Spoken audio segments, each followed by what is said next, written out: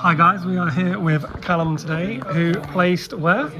Second. Second place. And what were you playing today? Mikanko. Mikanko. Boy, what was the advantage? Good question. No one knows what it is. Yeah, I think it was just the fact that nobody knows where to stop you, so you can just play better than the opponent. You can outgrind them. There are benefits to it. A lot of stuff targets at the minute, and you have a lot of targeting protection, so you can kind of get around a lot of plays that people can't do. And you have really good board breaking potential in a way that doesn't send to grave. Yeah. You can return a lot of stuff to the hand or the extra deck, which gets around a lot of the floating at the minute. Yeah. A lot of stuff has to either be banished or sent to grave. I tell you guys, I was playing Tenpai today, and I played Callum, and my fucking god, I was just like, oh, I just couldn't push through, I couldn't kill it. It took me such a long, our battle went forever, it went to time. It's a very unassuming deck. Like, you see it playing, you're like, this isn't anything, and then it keeps doing the same thing. Yeah. Like, can you stop? Like, I want to play the game, and it's like, well, you can, but you're going to take a lot of damage in doing it. Yeah, it was good. I really enjoyed this game. It's probably my favourite game of the day. So, Yeah. show us what you got.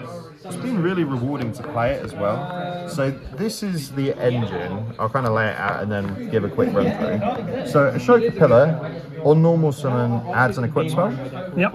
and that's all you really need to know about it. It's a 1-card starter going first, and going second it's great ash bait.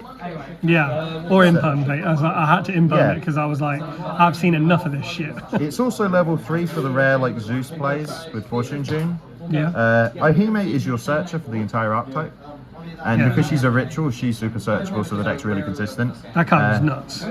And when she's on board, she lets you play equip spells from grave at quick play speed, giving you a lot of kind of interruptions that you don't typically get access to. Hewley's actually the core of the deck. When she's equipped, all these cards become untargetable, which makes the board really sticky, because everything can't be destroyed by battle or card effects. You take damage if you would attack them, and you can't target them. So you create a really difficult to navigate board state, and then the stuff that could get around it, that's where you hold your answers for. Do you know what? This is obviously I haven't played against you. This is a really small engine. It seemed like you had a lot more than this. Yeah, there's not a lot of monsters. Yeah. There's a lot of spells. That's kind of where this deck's engine is. And then Maximus is for Nadir's Servant, Yep. because Nadir's Servant lets you draw cards, search cards like Ihime, and it's just a great board breaker for ritual decks. Yep. So that's the monster engine. And then for the rest of the monster count, it is 3 nib, 3 droll. Yep. Because your deck's floor is underground, you kind of need as much blowouts as you can get. And you don't mind nibbing yourself because everything's got 0. Yeah, And yeah. the more they commit, the easier it is for you to kill them. Because against Matt, he just made a big board. I nibbed it. It went to 5-2. I just swung 2 Mikankos into it and he died. Punch, punch. And droll was just a really good way to try and end turns before they get out of hand. Because this deck's good at picking apart boards in a simplified game state. Yeah, I must admit, when you drove me, it was in game 1, wasn't it? Yeah. And obviously I went. What did I do? I did Hydra. No, I did summoning into Hydra, and then you drove me, and I was like, oh yeah, cool. The turn ends. I was like, sick. No Sanguine Climbing for you. Like, Yeah. And I was like, oh cool, we're going to do Heretic Seals Control. Which is fine by me because it means we're doing 1 player turn. Exactly. So 3 Nadir, 3 Prep of Rights. This searches Ihime. This searches Maximus, who searches Ihime, and acts as a board breaker, which is really important when picking apart a board. So the equip spell engine is kind of the lifeblood of this deck. So Erebus can equip to any monster, return it to the hand and summon any Mikanko from deck. Meaning going first, it's like part of a 2-card setup if you get ashed, and it lets you summon any Mikanko from deck. Going second, it becomes a 1-card starter and a board breaker, because you bounce the opponent's monster to their hand and get a guy for free. Yep. This lets you revive a Mikanko, so it's just great for extension and pushing. This one is your grind game. When you attack with it, you bounce a card, but if it's in grave, you can return it from grave to the field and summon a Mikanko and equip it with this. So it just gives you this amazing, like, defensive play. Yeah, this is the one I banished with back rows. Yeah, game 1 these never came up because they both got eaten alive. but game 2 and 3 they played a much bigger role. Yeah. This was the one that performed the least today, just because I never needed it. Yeah. But it's there to like threaten damage. But this is the heart and soul of the deck. This one's interesting. This is essentially an archetypal snatch steal. Yep. But you have a lot of ways to bring it out at quick play speed.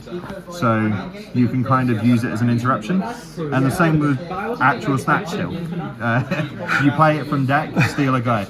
Against Kashtira, I dropped both of these in the same turn. He was like, yeah, that's yours. Attack. And this, I kind of wish I had 2 of it today. It lets you summon any Mikanko from hand, ignoring its conditions, which lets you summon the ritual. And you can banish it to send any Mikanko card from deck to grave. So you often send these 2, because you can equip them from grave with the ritual. Yep. But like, I was using this for really techie, like, OTK options, where like in battle, I was surprised dropping an additional Mikanko that they just weren't prepped for. So like, I'd force a Daruma or Torrential and then be like, alright, 3rd Mikanko. Continue playing, Yeah, and it just sets up interruptions. I kind of wish I had 2, so I could use one turn 1 and one turn 3. Yep. Understandable. Called by the Grave, because eating hand traps like Ash Blossom is really important, because if you ash this, like, the game's over. Yeah.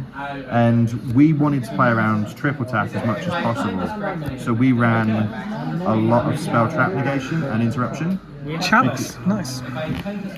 Triple tap ends us because it doesn't target. Yes. And when a lot of our games hinge on having a singular body that can't die, having it just eaten is really bad. Yeah. Plus, like, it lets you just dig for stuff. Chalice, we chose this over droplets because you really don't want to discard in this deck. You kind of need every card to play with. Yep. And this is good going 1st and 2nd. Yep. And same with this. These can be played without triggering any kind of triple tap, and they can be set as interruptions. And then the last 2 cards for the main deck were Rivalry and Spirit Walk. So these are the searchable interruptions the deck has. So Rivalry lets you equip any equipped spell to any monster as long as you control Mikanko. So typically one of these 2, because they're snatch steals. Yep. This card was insane today as well. You target a face-up monster your opponent controls and just equip it to a Mikanko. And then you burn for every equip you have. Yeah, this is what you took my Pydra with, isn't it? Yes. So it's great for monster removal, Yeah. because it puts it in a zone that's really hard to recover from as well, but also lets you help kill.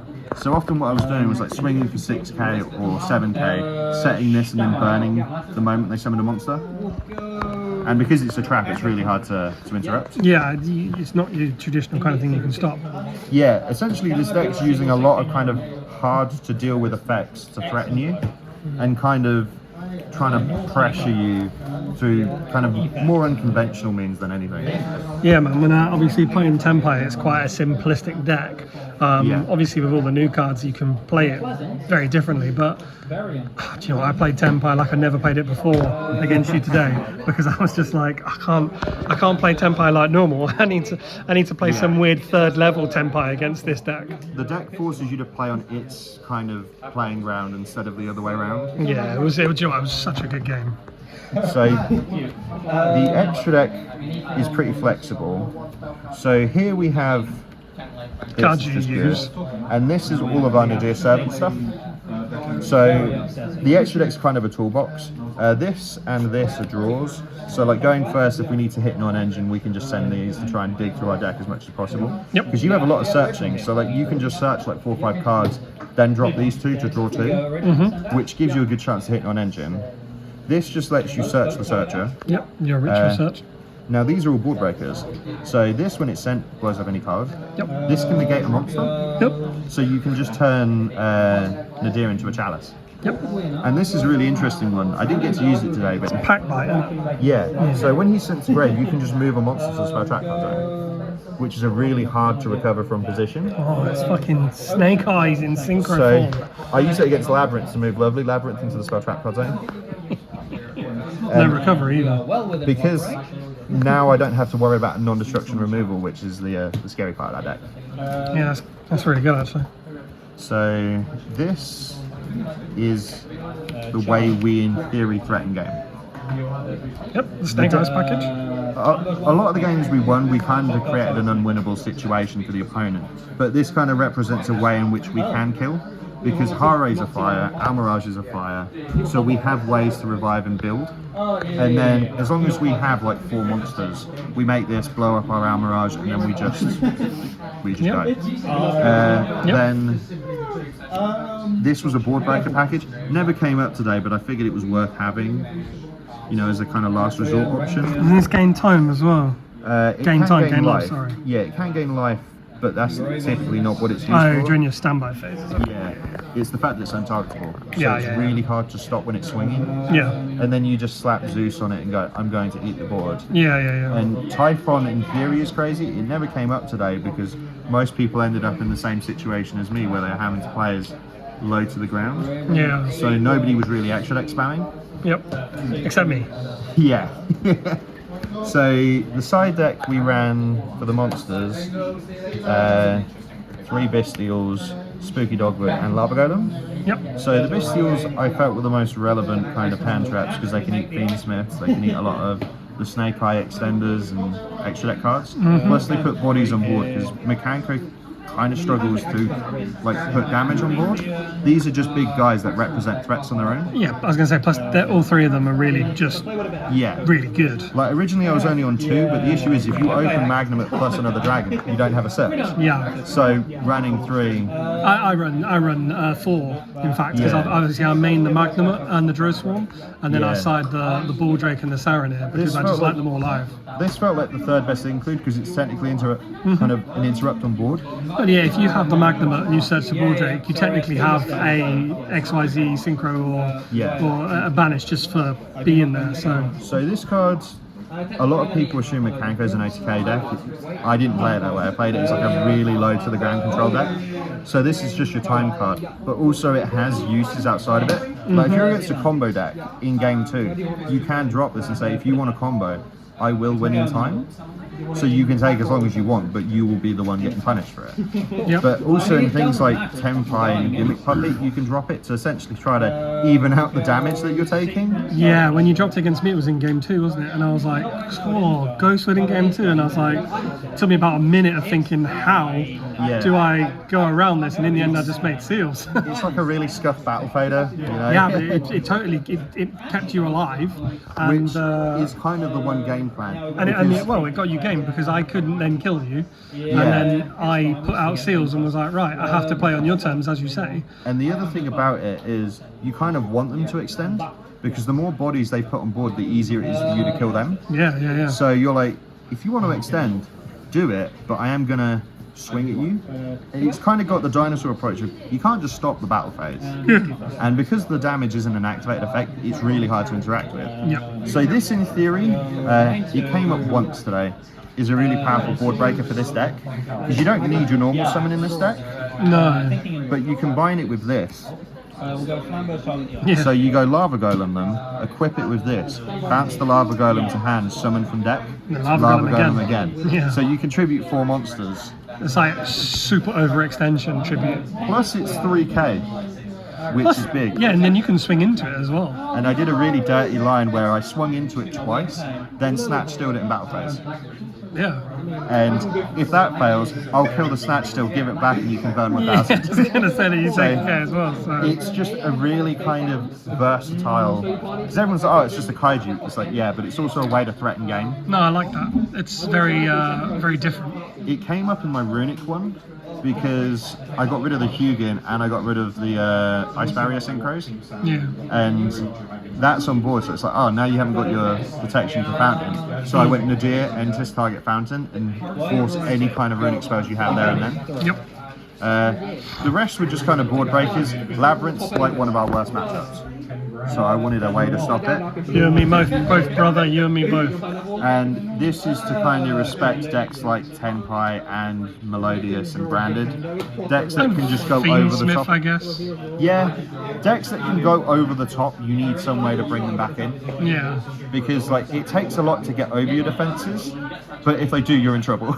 Yes. And this can effectively turn skip, giving you more turns to build your trap cards, and because you're not playing like it's kind of like Paleo. You're not playing a 3-turn game. You're playing like a 7-8 turn game. Yeah. You're not OTKing often. No, you just kind of put them in this unwinnable position where you're constantly threatening game.